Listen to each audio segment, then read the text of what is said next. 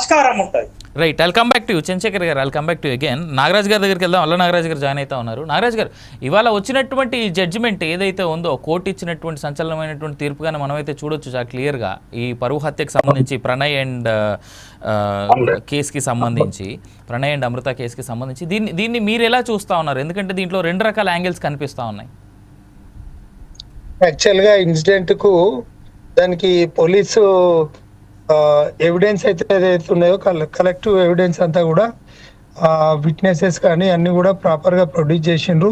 కొంత వైరల్ అయింది కాబట్టి ఇది కొంత డిలే అయినా కూడా ఖచ్చితమైన జడ్జిమెంట్ అనే చెప్పచ్చు. ఇది ఇలాంటి జడ్జిమెంట్స్ రావడం వల్ల కొంత ఇట్లాంటివి కంట్రోల్ చేయడం జరుగుతుంది. పూర్తిగా నిర్మూలించలేం కాకపోవచ్చు, కానీ ఆ ఇన్సిడెంట్ అయితే ఏంటంటే ఇది పరువు హత్యగా మన అందరికీ తెలిసిందే. దీని గురించి మాట్లాడుకున్నాం.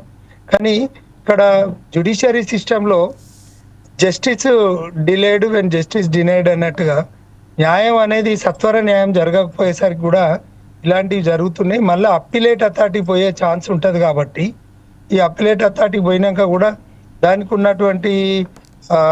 ఉన్నటువంటి అప్పిలేట్ అథారిటీలో మళ్ళీ దాన్ని శిక్షను తగ్గియచ్చు, దాన్ని పెంచవచ్చు.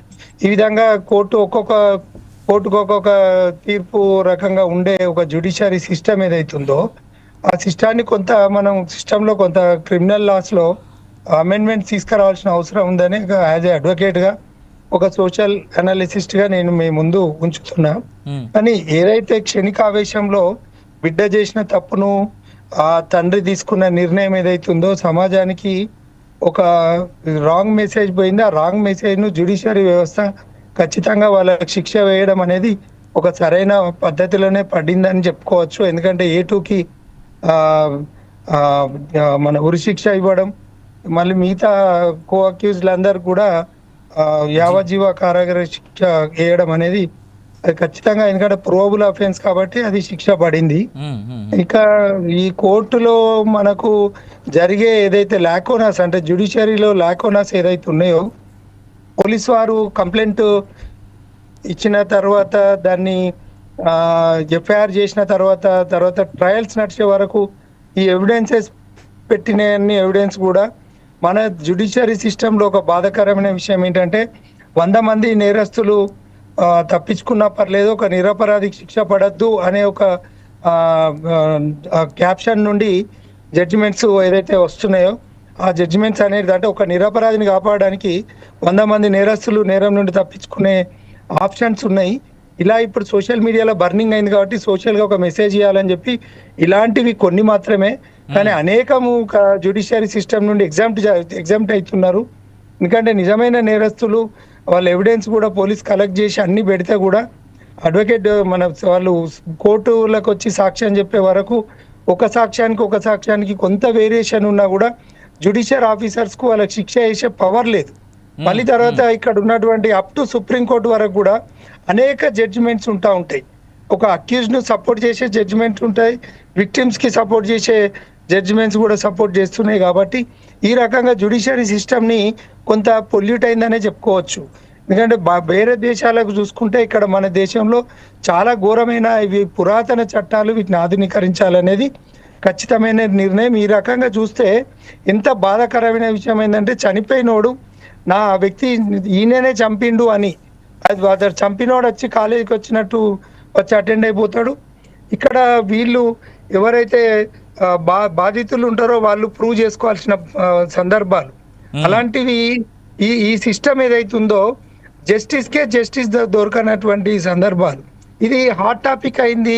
అక్కడ సీసీ ఫుటేజ్ కలెక్ట్ చేసిర్రు, తర్వాత మీడియాలు కానీ జనాలు కానీ మొత్తము అంటే కొవ్వొత్తుల ర్యాలీలు అవి తీసి కొంచెం ఇట్లా బర్నింగ్ టాపిక్స్కే కొంత శిక్షలు పడే పరిస్థితులు ఉన్నాయి. ఇంతకంటే దారుణాలనే మొన్న రీసెంట్ చూసినాం, వాడు ఏకంగా కూరనే వండిండు. అంటే దీన్ని వాడు మొత్తం ముక్కలు చేసి కుక్కర్లు ఉడకబెట్టి వాడు ఎండబెట్టినటువంటి సందర్భాన్ని చూస్తున్నాం. ఎందుకంటే ఇలాంటివి కఠినతరమైన శిక్షలు అంటే ఉరి శిక్ష కూడా అమలుకు తీసుకురావాల్సిన అవసరం ఉంది. స్పీడీ డిస్పోజల్ ఉండాలి, స్పీడీ ట్రయల్ జరగాలి. దానికి స్పీడీ ట్రయల్ జరగాలంటే పోలీసులకు కూడా ఖచ్చితంగా వాళ్ళకు ఒక ట్రైనింగ్ కూడా అవసరం. ఎందుకంటే జ్యుడిషియరీకి పోలీస్ వ్యవస్థకు మనం కంప్లైంట్ అనేది చాలా బేస్. అది కంప్లైంటే కదా అని చెప్పి ఆడ రాస్తారు. తర్వాత ఆ కంప్లైంట్ బేస్ చేసుకునే కేసు ఎస్టాబ్లిష్మెంట్ అవుతుంది. కానీ కంప్లైంట్ తీసుకొని కేసు ఎస్టాబ్లిష్ చేసేటప్పుడు కంప్లైంట్ ఏదైతే కంప్లైంట్ ఇస్తాడో ఆ కంప్లైంట్ చాలా జాగ్రత్తగా తీసుకోవాల్సిన అవసరం ఉంటుంది. తర్వాత ఈ జ్యుడిషియరీ సిస్టమ్ ను కంప్లీట్ గా ఇప్పుడు ఉన్నటువంటి మన India is not the secured country అంటే ఇలాంటి సంఘటనలు రోజు కూడా అవుతున్నాయి, రోజులు అనేకం అవుతున్నాయి.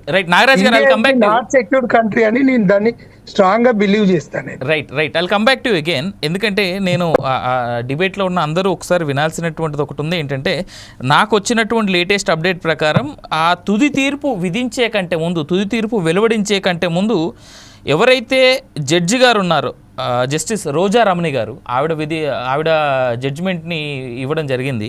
ఆవిడ క్లియర్గా అడిగింది ఆ 7గురిని, ఎవరైతే ఇవాళ కోర్టులో ప్రజెంట్ ఉన్నటువంటి 7గురిని ఆవిడ అడిగినటువంటి ప్రశ్న, మీపై నేరం రుజువైంది, మీరు చివరిగా చెప్పుకునేది ఏంటి అనేటువంటి మాట అడిగింది. ఏటు సుభాష్ శర్మ చెప్పినటువంటి మాట చెప్తాను నేను.